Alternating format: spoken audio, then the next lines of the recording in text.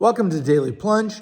We are in the book of 1 Samuel, chapter 9, verses 1 through 27. Now, the Lord has relented.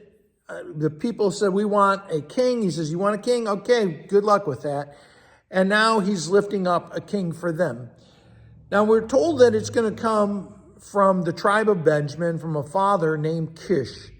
And it's kind of peculiar that this is where this is coming from, because back at the end of Judges, there was some real unpleasantness with the Benjamites going up against the rest of Israel.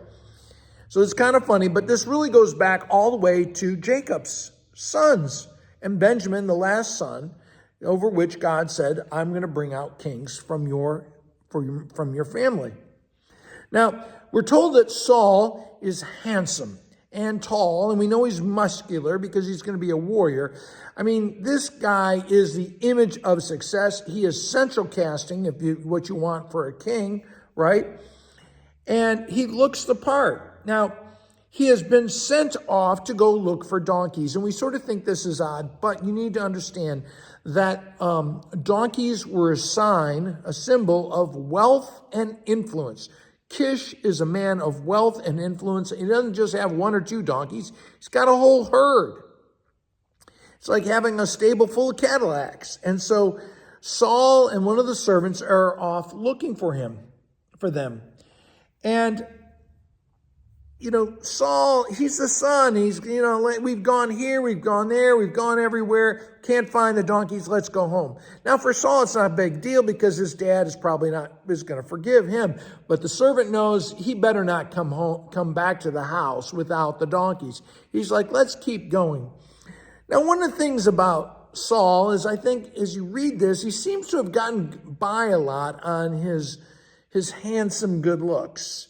And you'll notice that as they're walking along, they just seem to encounter some young women, or they're looking for the young women, or the young women see Saul. Hey, how you doing? And they say, hey, we're looking for the man of God. Now, the man of God, I mean, that phrase means to be God's own man. You belong to God. And in our own day, we might think of a man of God as a godly man, but in this time, it is a technical term for a prophet. It is a man who has God's word. And the servant says, hey, maybe we can give this guy an honorarium, pay him, and he'll tell us where the donkeys are. Now, again, here is Saul from a wealthy family, and he's like, oh, yeah, I left my wallet at home. I don't have any money. You can just see how naive and entitled Saul is. And the servant says, okay, well, I got a quarter of a shekel. And, it's sort of goofy and funny that Saul has no money, figures.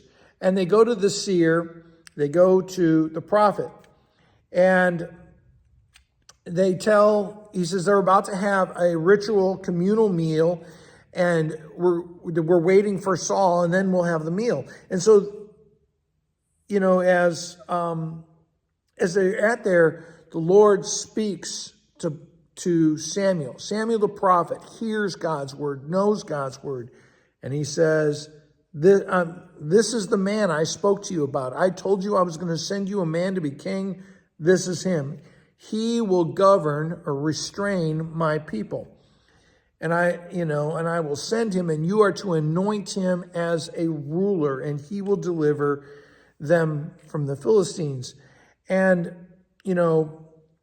Samuel gives him the choice meat, puts him in the best seat. I mean, he's really sort of giving Saul clues that this is coming, and tells him, you're going to be king. And Saul responds, I'm from the least smallest house, smallest tribe, but yet God has set him aside. Well, thanks, friends. Have a blessed day.